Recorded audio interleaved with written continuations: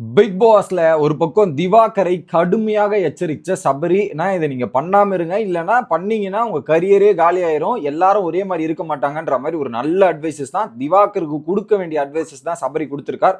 It was good job. இன்னொரு பக்கம் அந்த கனி வகடம், ஐ மீன் என்னன்னா அந்த வத்தல் போடுறேன் இது போடுறேன்னு சொல்லிட்டே இருந்தாங்கல்ல, கடைசியில வந்து கேமரா முன்னாடி ஒரு சில விஷயங்கள்லாம் சொன்னாங்க. அப்ப கூட தப்ப கடைசி வரையும் ஒத்துக்க மாட்டாங்க. அது என்ன அப்படின்றதையும் பார்க்க போறோம். இன்னொரு பக்கம் ஆரோரா அழுகுறாங்க. மீண்டும் ஒரு அழுகை, இது ஒரு மதியமா நடந்துச்சு. அப்போ வந்து திரும்ப துஷார் வந்து பேசி பல விஷயங்கள்லாம் சொல்லியிருக்காரு. டேய் தெரிஞ்சுமாடா நீ இப்படி பண்ற அப்படின்ற மாதிரி தான் இருந்துச்சு. அது என்ன ஏதுன்றதை டீட்டெயிலாக பார்த்துடலாம். வணக்கம் மக்களே, நேஷனல் உட்ஸ்ல இருந்து உங்கள் மணிவண்ணன். சேனலுக்கு புதுசாக இருந்தீங்கன்னா சப்ஸ்கிரைப் பண்ணிருங்க.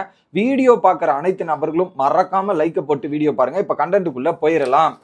ஃபர்ஸ்ட் ஒரு எச்சரிக்கை, என்ன எச்சரிக்கைனா, சபரி வந்து சொல்றாரு திவாகர் கிட்ட, ஆனா நீ பண்ற பிஹேவியர் வந்து நீ ஃபன்னுன்ற பேர்ல பண்ற, ஆனா அந்த ஃபன்னுன்ற கண்டென்ட் பண்றதே சில தப்புகள் இருக்கு. குறிப்பா நீ இன்னைக்கு போயிட்டு முத்தம் வாங்குறல, முத்தம் கொடுக்குற மாதிரி போனாருன்னு நானே ஒரு வீடியோல சொல்லியிருப்பேன். அந்த மாதிரி நீ போய் முத்தம் வாங்குறது, கிட்ட போய் இந்த மாதிரி பண்றதெல்லாம் ரொம்ப ரொம்ப தப்பா இருக்கு.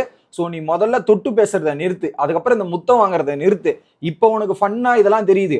அதே 4 பேர் சேர்ந்து உன்னை எதிர ஒரு கேள்வி கேட்டாங்க. இப்போ உன் பக்கத்துல இருக்கவும் உனக்கு எதிராக திரும்பி அதை கேட்டேன், ஏன் இப்படி பண்ணீங்கன்னு கேள்வி கேட்டா உன்னோட கரியரே காலி. நீ இவ்வளவு தூரம் பெருசா எடுத்து வச்ச இதுவும் சரி, அது கூட வச்சிருக்கிற நேமு இதெல்லாம் டெவலப் பண்ணது ஒட்டுமொத்தமா போயிடும். நீ அண்ணன் அண்ணன் கூப்பிட்டதால நாங்க மனசார சொல்றோம், அதை மட்டும் கேட்டுக்கோ. இந்த வாரம் நீ வேற மாதிரி இருக்க போற, அதை மட்டும் புரிஞ்சுக்கோன்ற மாதிரி ஒரு மிகப்பெரிய எச்சரிக்கை சபரி, எஃப்ஜே மற்றும் விக்ரம், இந்த 3 பேர் சேர்ந்து கொடுத்துருக்காங்க. அதுல குறிப்பா சபரி அண்ட் விக்ரம் தான் அதுக்கு அடித்தளம் போட்டது. ஒரு நல்ல விஷயம் நினைக்கிறேன். ஏன்னா அது மணக்குது, அது ஒரு பக்கம் ட்ரெண்டாக ஆரம்பிச்சிச்சு. இன்னைக்குமே பார்வதி கூட போய் பண்ணது தப்புன்றேன், கைப்பிடிச்சி இழுக்கிறது இதெல்லாம் பண்றது ரொம்ப ரொம்ப தப்பா இருக்கு.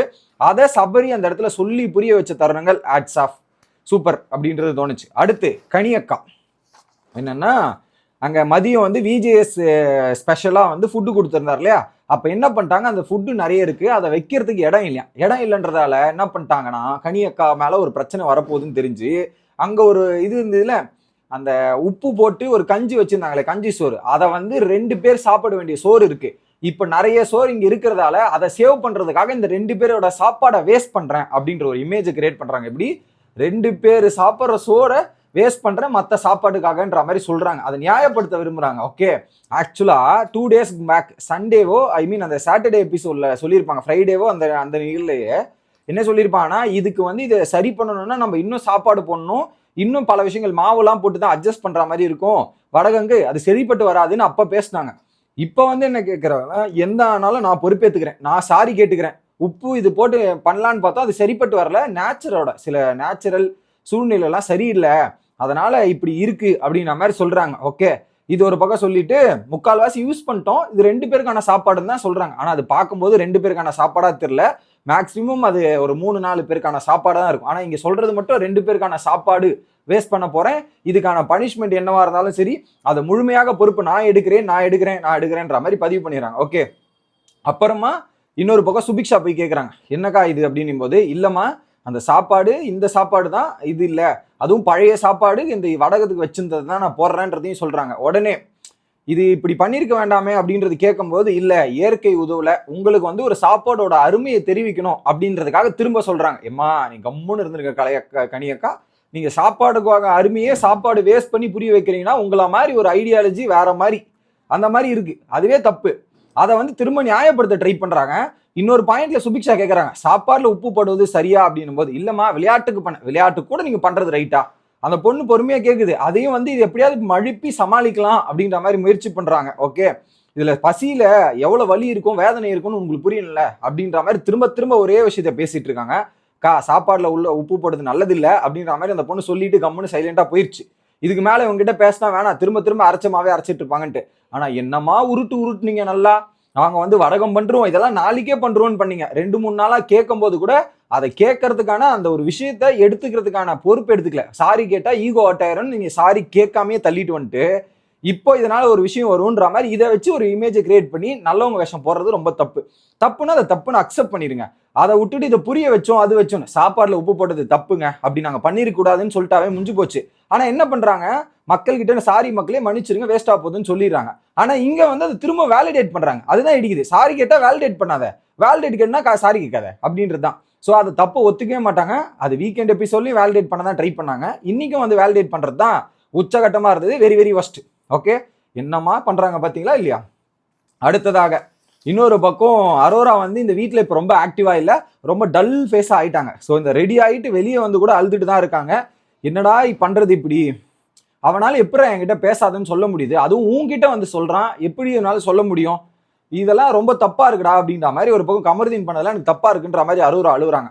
இன்னொரு பக்கம் கமருதீன் இவன் என்ன சொல்றான்னா, நான்லாம் பேசாமே இருக்க மாட்டேன், எனக்கு ஃப்ரெண்ட்ஸே கிடையாது வெளியே, நீ தான் ஒரு ஃப்ரெண்டு, இந்த மாதிரி ஃப்ரெண்டு வந்து எனக்கு கிடைச்சதுக்கு அப்புறம் நான் விட மாட்டேன், யார் என்ன சொன்னாலும் உன் மூலியமா நான் இன்ஃப்ளூயன்ஸ் ஆக மாட்டேன்ற மாதிரி துஷார் சொல்றாப்புல.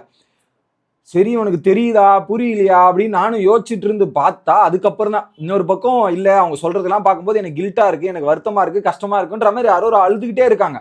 அப்ப திரும்ப 2வது டைலாக் என்ன சொல்றானா துஷாரு, அவங்க சொன்னவங்க ப்ராப்ளம் கிடையாது, சொன்னவங்களுக்கு அவங்க அப்படிதான் சொல்லுவாங்க, ரிசீவரான எனக்கே ப்ராப்ளம், என்னை பத்தி தான் சொல்றாங்க, அது எனக்குமே ப்ராப்ளம் இல்லைன்னா நீ எதுக்கு ஃபீல் பண்ற, அதெல்லாம் ஃபீல் பண்ணாத, ஃப்ரீயா விடுன்றாங்க. ஓகே, இல்ல துஷார் வந்து துஷார் உங்ககிட்ட பேசாதன்ற மாதிரி என்கிட்டயே பல பேர் வந்து சொல்றாங்க, எஃப்ஜே சொல்றான், ஆதிரை சொல்றாங்க, நீ போய் துஷார் கிட்ட பேசாத எனக்காக 2-3 பேர் சொல்லும் போது எனக்கு என்ன பண்றது, எனக்கே கஷ்டமா இருக்கு, துஷாரை தான் விஜய் சொல்லியிருக்கான்னு என்கிட்ட வந்து சொல்லும்போது எனக்கு கஷ்டமா இருக்குமா இல்லையா அப்படின்ற மாதிரி பேசுறாங்க. உடனே துஷார் சொல்றாரு, விஜய் சார் சொன்னது எனக்கு தெரியும், அவர் இதெல்லாம் பண்ணது எனக்கு தெரியும் தான், ஆனாலும் நான் உங்ககிட்ட வந்து பேசுவேன்ற மாதிரி. அப்ப தெரிஞ்சுதான்டா பேசிட்டு இருக்கியா அப்படின்ற மாதிரி இருந்துச்சு. அப்படி நான் என்னடா பேடா பண்ணிட்டேன், அப்படி எதாவது நான் பேட் பர்சனாடா, பேடா ஏதாவது பண்ணிட்டேனாடான்ற மாதிரி பேசுறாங்க. அது உங்களுக்கே தெரியணும், ஆனா என்ன பண்றது. உடனே துஷார்ல, அப்படி நீ எதுவுமே பண்ணல, உன் கூட தான் எனக்கு இந்த வீட்லயே ரொம்ப ரொம்ப கம்ஃபர்டபுளா இருக்கு, என்னால ஒரு விஷயத்தை ஈஸியா ஷேர் பண்ண முடியும்னா அது உன்கிட்ட மட்டும் தான் பண்ண முடியும், வேற யாருக்கிட்டையும் பண்ண முடியாது அப்படின்ற ஒரு விஷயத்தையுமே சொல்றான். ஓகே ஓகே, இதுதான் இது 2 பேரும் உன் தப்புன்றாங்களே, அதை அக்செப்ட் பண்ண மாட்டேன், இது 2 பேரோட மியூச்சுவல் அண்டர்ஸ்டாண்டிங், உனக்கும் ஒரு வேவ் லென்த் இருக்கு, எனக்கும் ஒரு வேவ் லென்த் இருக்கு, அது 2 பேரும் ஒன்னா சேர்ந்து தான் எடுத்துமே தவிர்த்து அது ஒரு நல்ல அண்டர்ஸ்டாண்டிங்ல இருக்கு, அது அவங்களுக்கு புரியலனா விட்டுருங்க. இப்ப நம்ம 2 பேரும் ஒன்னா இருக்கிறது பல பேருக்கு பிடிக்கல, அதை கான்ஃபிடென்ட் பிரேக் பண்ணணுன்றதுக்காக 2-3 பேர் சேர்ந்து சொன்னா அதை நம்பிடுவோம், அதனால பிரேக் ஆயிரும் நினைச்சா அது நம்ம தப்பு கிடையாது, அவங்களோட தப்புன்ற அளவுக்கு பேசுறாப்புல.